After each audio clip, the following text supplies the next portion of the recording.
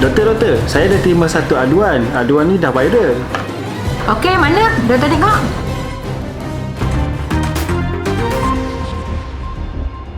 Masalah dari dulu sampai sekarang, masalah tikus. Kita tengok, siang pun tikus merayap macam tak ada masalah. Tapi masalah bagi kami lah, saya sebagai pembeli dekat sini, pelanggan tetap dari dulu memang beli barang dekat sini.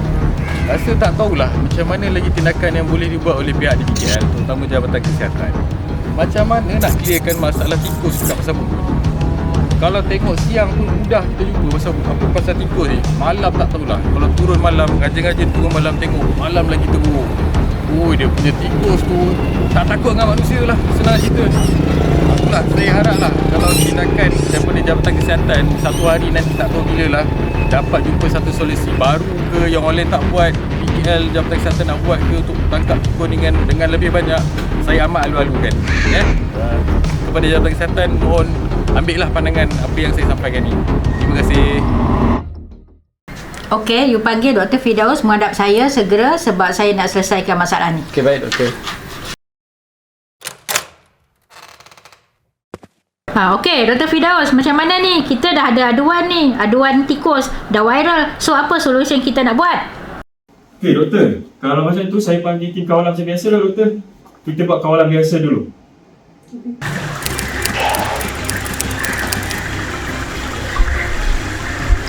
Hello, Din. Kita ada satu aduan ni. Aduan Datuk Bandar. Isu dah viral sampai masuk TV. Petang ni, set satu tim tikus buat kawalan di Pasar Pudu. Kita bagi settle masalah ada tikus kat sana. Nanti ambil saya, Din. Okey? Okey, bang.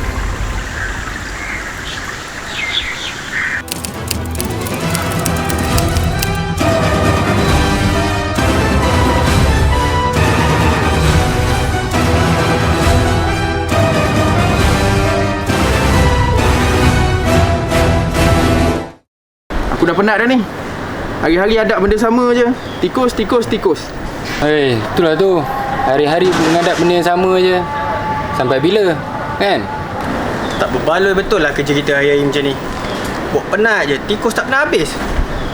So kita kena bagi tahu doktor lah. Buat something untuk pasal benda ni.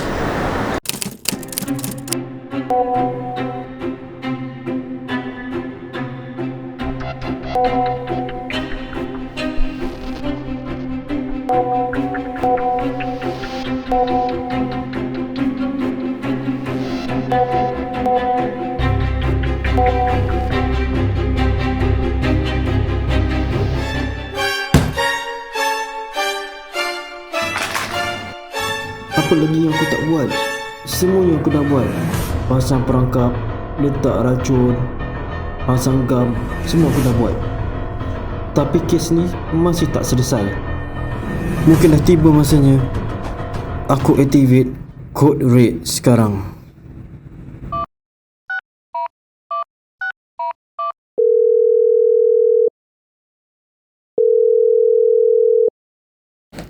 Hello Riz, activate code red.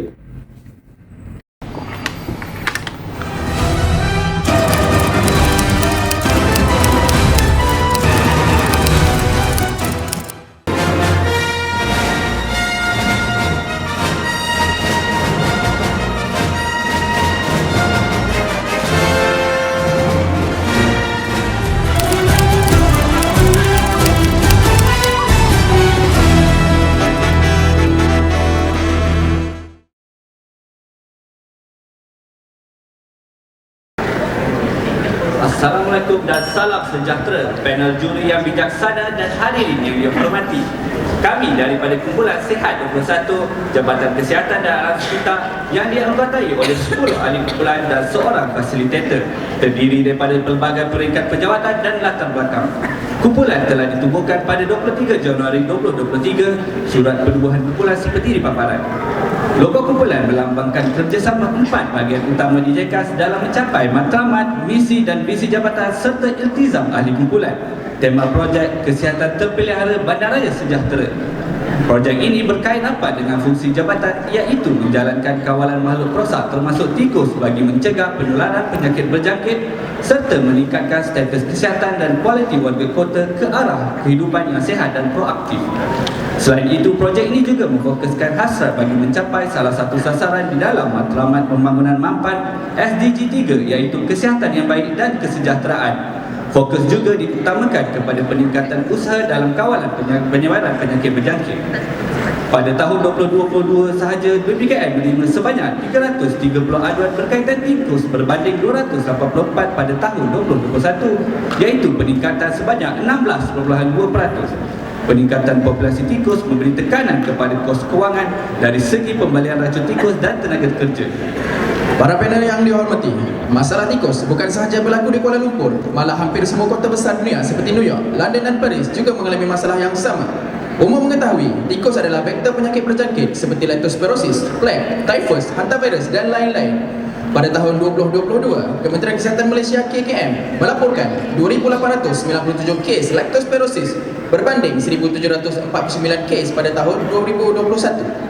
Selain itu, laporan tahunan Felda pada tahun 2018 melaporkan jumlah kerugian akibat serangan tikus mencecah sehingga 43 juta ringgit setahun. Hasil sesi brainstorming, kumpulan menyerahkan 10 permasalahan. Kemudian kumpulan menganalisis masalah menggunakan analisis data metrik bagi menilai tahap kritikal dan keupayaan menyelesaikan masalah. 5 masalah mempunyai tahap kritikal yang tinggi dan dalam keupayaan kumpulan untuk diselesaikan. Berdasarkan kaedah analisis data metrik, kumpulan telah memilih masalah populasi tikus yang tinggi di pasar WPKL. Masalah diterangkan dengan menggunakan kaedah 5W 1H.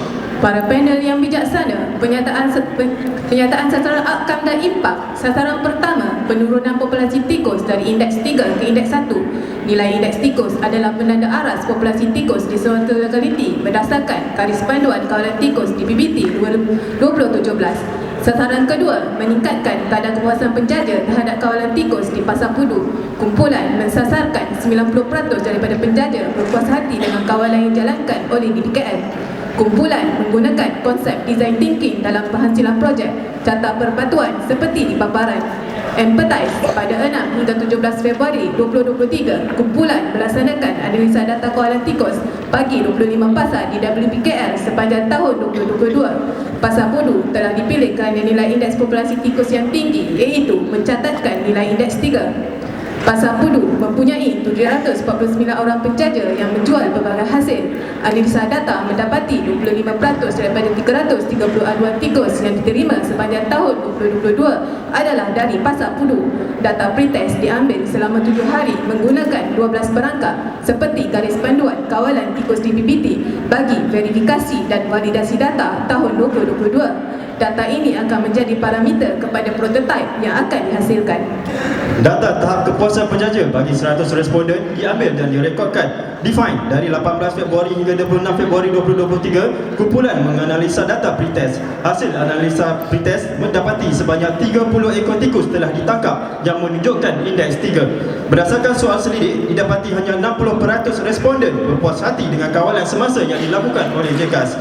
Idea dan prototipe 1. Kumpulan menggunakan rajak Shikawa bagi mengenal pasti punca sebab utama masalah dan analisa rajak pokok bagi mengilhamkan idea-idea inovatif dan kreatif untuk penyelesaian. 3 idea yang diterima, mereka bentuk perangkap yang memerlukan pemantauan 2 kali seminggu, mencipta perangkap menggunakan bahan plastik kerana lebih mudah dan tahan lasak.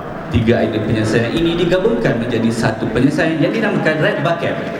Kumpulan mereka bentuk, mencipta dan memasang sendiri Red Bucket bagi menambah baik perangkap konvensional. Terdapat 3 komponen utama Red Bucket, iaitu pelantar masuk, pintu masuk satu hala dan tong perangkap yang lebih besar. Rajah skematik spesifikasi prototipe 1 seperti di paparan. Uji cuba 1 dilaksanakan selama 7 minggu dari 27 Mac hingga 28 Mei 2023. 2 unit Red Bucket diletakkan di lokasi yang sesuai di Pasar Pudu. Kutipan data tangkapan diambil 2 kali seminggu. Kutipan data nilai indeks populasi tikus pula diambil setiap hari. Penempatan Red Bucket di lokasi seperti di paparan. Pencapaian 1. Pengurangan hanya sebanyak 10% dan nilai indeks masih lagi indeks 3. Pencapaian 2. Hanya 75% penjaja berpuas hati dengan kawalan Red Bucket. Selepas analisa, kumpulan mendapati hasil inovasi Red Bucket gagal kerana masih terdedah kepada vandalisme, memerlukan penyelenggaraan 2 kali seminggu, mewujudkan kacau ganggu bau, bahan yang ringan dan terdedah kepada faktor persekitaran.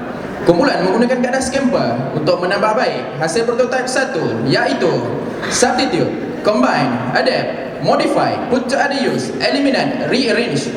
Para hadirin, kumpulan dengan bangganya menamakan prototipe 2 URTD. Kami mempersembahkan URTD.